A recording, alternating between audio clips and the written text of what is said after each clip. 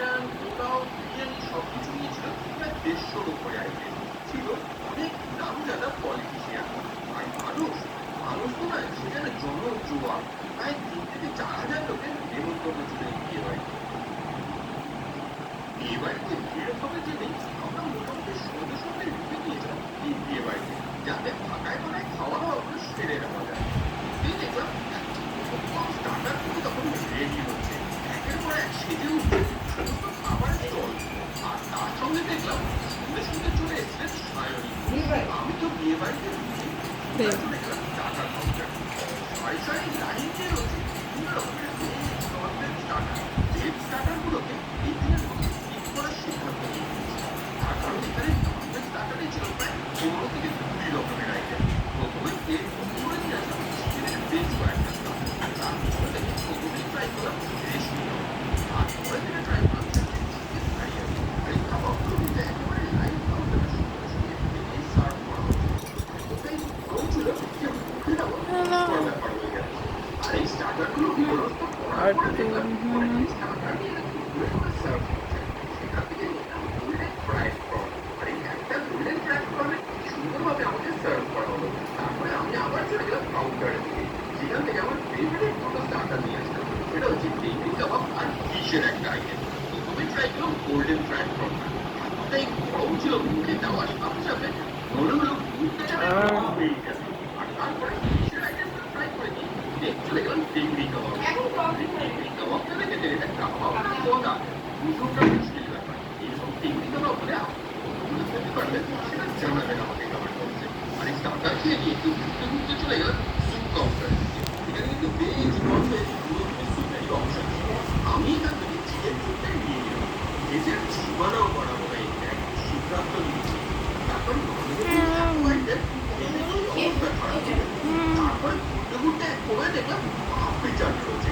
সেখান থেকে দাঁড়ান কোনো টাকা দাও একটা জমিয়ে বসে পাপড়ি চাট বানিয়ে। এই পাপড়ি চাটটা কি সুন্দর লোভনীয় লাগছে খেতে। বিয়ে বাড়িতে গিয়ে এই সমস্ত খাবারগুলো কিন্তু একদম খেয়ে পেট ভরানো উচিত না। যেখানে আবার ১০০ জনের দেশের আমার মতন ভোজন রসিক মানুষ খাবার দেখে নিজেকে আটকে রাখতে পারে না। তাই একের পর এক খাবার দুরস্ত করলাম। এরপরে ট্রাই করলাম একদম গরম গরম আলু টিক্কাটা। এটা একদম লাইভ বানিয়ে দেওয়া হয়েছিল। এখানে বুঝলাম এই শাড়িগুলো সে কিন্তু ভালো পপুলারিটি করছে, চারিদিক থেকে ওর সাথে সেলফি তোলার জন্য। আর এই করতে করতে ৭টা নাগাদ বিয়ের পর্ব শুরু হওয়ার পর যেখানে বর কনে সম্পর্কিত বিয়ের ক্যান্টেনে আমি সেই চলে গেলাম নেক্সট কাউন্টারে। সময় নষ্ট করা যাবে না, বুঝলেন তো? খাওয়া দাওয়া করে সারতে হবে। আমি সোজা চলে গেলাম দই বড়া। দই বড়াটা কেমন লোভনীয় সার্ভ হয়েছে দেখুন। একদম পুরো রসগোল্লার মতো দই বড়া। আর তার উপর থেকে ডাইটটা কিন্তু আমার সব থেকে বেশি ভালো লাগে, যেটা একদম ঝুড়ি ভাজা দিয়ে সার্ভ করা হয়েছিল। তারপরে ছিল একটু ভাজা মশলা। এটা দারুণ লেগেছে আমার। সেটা খেয়ে এই সোজা চলে গেলাম ফুচকার কাউন্টারের দিকে। আর বিয়ে বাড়িতে গিয়ে ফুচকা যদি পাওয়া যায় তাহলে কিন্তু কথাই নেই। এমন কেউ আছে নাকি বিয়ে বাড়িতে ফুচকা খেয়ে পেট ভরে বাড়ি চলে এসেছে, অন্য কোনো খাবার খাননি? তাহলে জানাবেন আমাকে কমেন্ট বক্সে। এখান থেকে জল ফুচকা খেয়ে নিলাম প্রথমে, আর তারপরে ট্রাই করলাম দই ফুচকা। এখানে কিন্তু ৪ থেকে ৫ রকমের ফুচকারই আইটেম ছিল। সন্ধে যত গড়াচ্ছে মানুষের দল ততই বাড়ছে এই বিয়ে বাড়িতে। মানুষের ভিড় থেকে আমি চলে গেলাম চাইনিজ কাউন্টারে, যেখানে চিলি প্রন, প্রচুর রকমের আইটেম। যারা আমার ভিডিও দেখেন তারা তো জানেন যে আমি কতটা ভিডিও বানাই। তাই জন্য এখান থেকে নিয়ে গেলাম মিক্সড রাইসটা।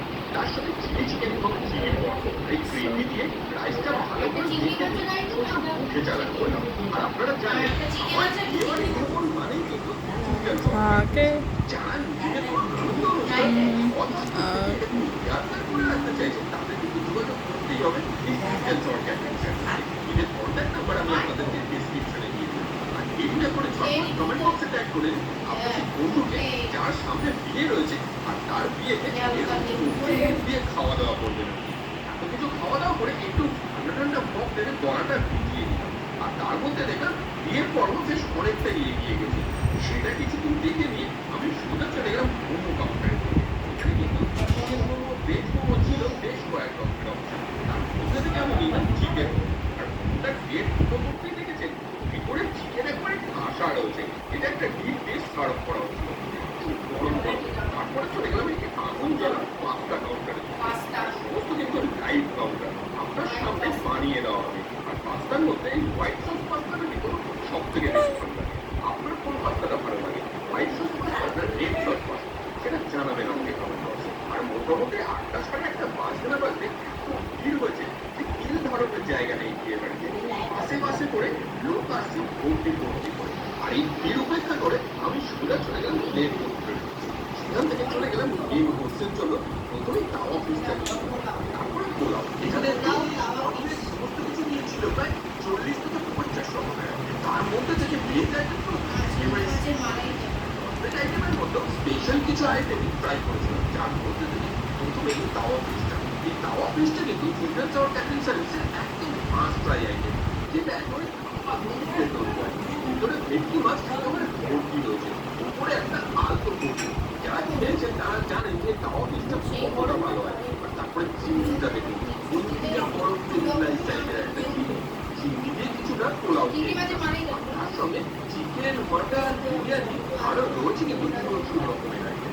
এরপরে এখান থেকে ট্রাই করে নিলাম এই পোলাও আর তার সঙ্গে চিকেন কষাটা। চিকেন কষার গ্রেভি দিয়ে মিষ্টি মিষ্টি কিছুটা পোলাও মেখে মুখে চালান করলাম। আর তার সঙ্গে চিকেনটা একেবারে হয়েছিল। আর সেই খাবারের স্বাদ গন্ধ একেবারে করছে পুরো ঘরটা জুড়ে।